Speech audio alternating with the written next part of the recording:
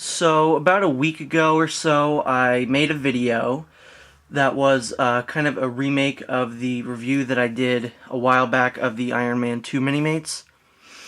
I've decided to do another one of those videos, only I'm going to space these into their own separate videos instead of making it a 40-minute video like I did the last time. But yeah, so I'm going to be redoing another series of Minimates because I felt like my first video wasn't so good, and there was a lot more that I wanted to talk about that I didn't really get to. So as you can tell by the title of the video, this is going to be based on the Ultimates, which I did a video on quite a while ago, I'd say. Probably one of my first videos or so. So in the first video I'm going to be talking about Ultimate Captain America and S.H.I.E.L.D. Agent.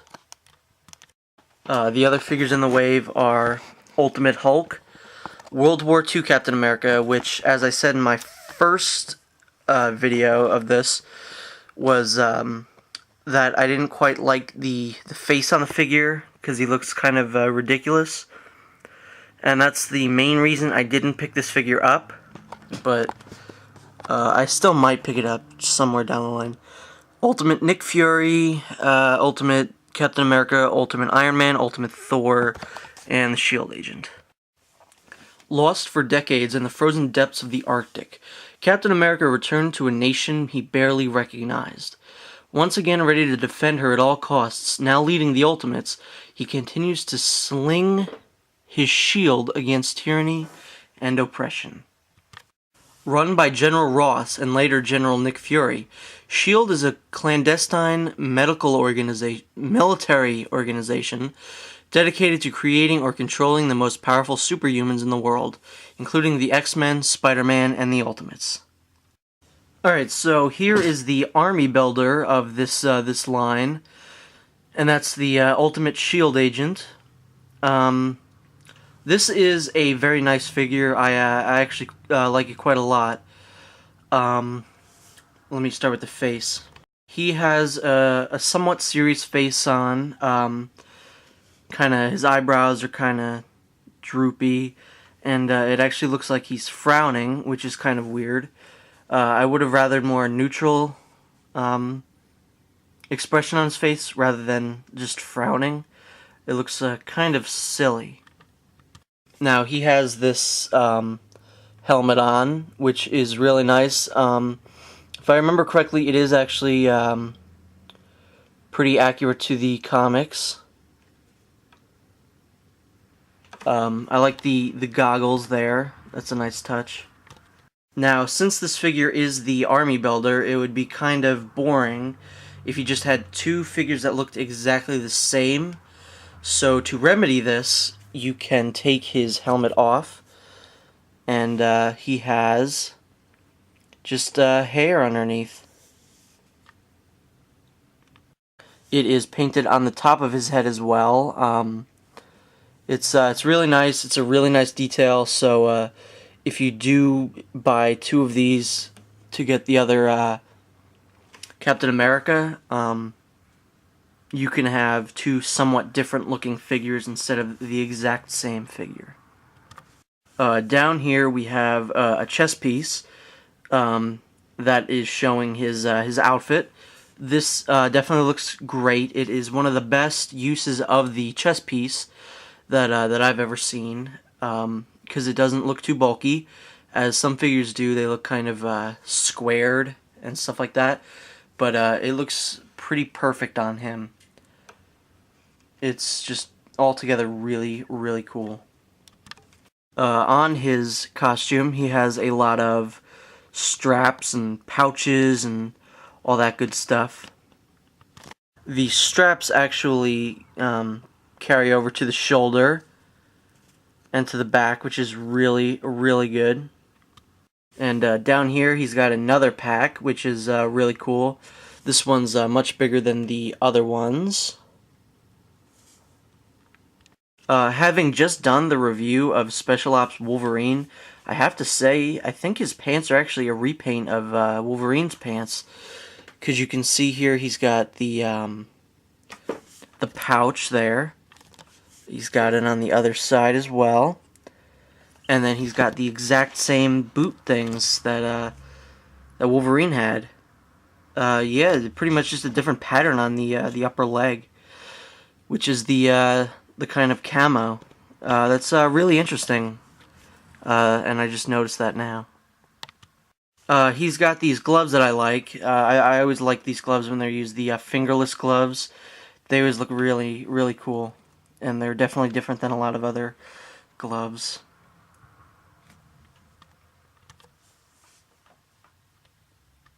So this S.H.I.E.L.D. agent is definitely one of the better army builders, due to the fact that he is literally part of an army, so it makes sense. Um, and yeah, it's definitely a really, really good figure. Alright, so here is Ultimate Captain America. Probably the figure that I have the most problems with in this wave. As usual, I will start with the face. The mask looks really nice. It is definitely a very faithful representation of how it looks. Whoops, how it looks in the comics. It's got some nice touches on it, like you could see the kind of like seams of the mask. Very nice. I mean, it absolutely looks just as it does in the comics. He's got his ears painted onto the side there. Since it's so small, you can see that there are some paint problems, but something of this size, it's definitely understandable. Now, unfortunately, my biggest gripe with this figure is the mask itself. It it looks fine, right? It's on there great. No, it's actually not. I had to prop this up. You have to the way it actually sits on the face is like this. You can't see his eyes. This is a big problem. This is how the mask actually sits on his head. And if you try and prop it up a bit, like that, it is very loose, and it will probably fall down below his eyes again. Other than that, the mask is fine, but that's just really annoying because I don't want to have my Captain America look like that. It is really, really stupid. So, if you take his mask off and put on his alternate hairpiece, the figure looks very, very, very great. In fact, I think he actually looks a little bit better like this rather than with the mask on. The face looks pretty much just as he does in the comics, which is really, really great.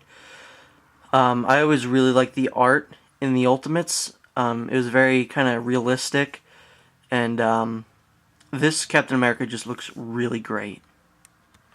But again, I have a problem. This hair is impossible to get off and to put on. Alright, it's not impossible, but it's just really, really difficult. I don't know if they made the peg too small or this one too large, but it is a hassle getting this on because it kind of takes some force. Ugh, that was really difficult for me to do that. But once you get that hair on, it is not coming off. Unless you unless you take it off. It's what I'm trying to say is not like it's not like the Happy Hogan where the hair is just impossible to stay on, stuff like that. It's really nice staying in there. All right, so down here on his chest, the costume is represented just fantastically. It looks great. The only gripe is that I think the star should be a little bigger, but that's very minor. He's got some really awesome kind of like scaling on his on the upper part of his shirt, the blue part. It looks really, really great. I kind of wish they had done it to more of the outfit, because it just kind of stops around the star, which is kind of annoying. That carries onto the back as well, but it again, it just kind of stops, and it's kind of random, the placing of it. Like I said, I would have rather it just be on the entire body. Down here, the stripes are really awesome. They really help brighten the figure up, which is always a good thing. The stripes really stand out. The white and the red really stand out. So on his shoulder here, he has just a red dot with a star in the middle. Same over here. Very cool. The rest of his arm is white, and he has these gloves on, these red gloves, which are a little bulky. I'm not too big a fan of these gloves. They can't really hold anything, which is kind of annoying. It takes a bit of practice, but you can have him hold his shield with these bulky gloves. But other than that, he can't really hold on to many things. Now, like most Captain Americas, he comes with 2 alternate hands. I have one out for now, and you'll see why. And he comes with a shield. Obviously, the shield comes with this, which I will show off right now. First, you take off one of his arms. You slide the shield onto his arm. And then you hold everything in place using a hand, a normal hand. For some reason, this arm, or this hand, is very tough to get into this socket. That seems to be the theme with this figure. Either things are too loose, or they're too difficult to get into position. So once you get him to hold it, he definitely does look good holding it. If you were to display this figure, this is definitely how you would want to display it. I would assume. He just looks the best holding it like this. But be warned, it is loose, just like everything else. It slides up and down and up and down. It's really weird why everything on this figure is loose. Below the waist, the figure is wearing a belt. I don't know if this is on all the figures, but mine is crooked. I don't know if you can see or not, but it is definitely crooked. Again, he's got a bunch of pouches. He's got a canteen, just pouches everywhere.